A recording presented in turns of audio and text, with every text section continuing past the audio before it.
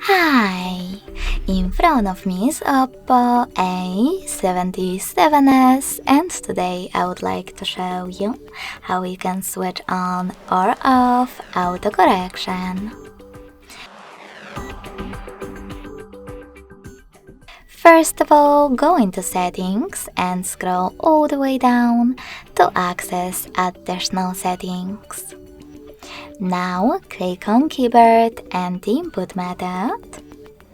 Select Manage Keywords and Revert.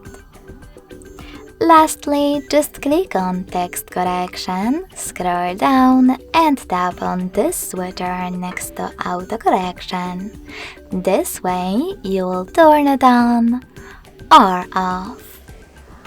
Thanks so much for watching. If you enjoyed this video, smash that like button, comment and definitely subscribe.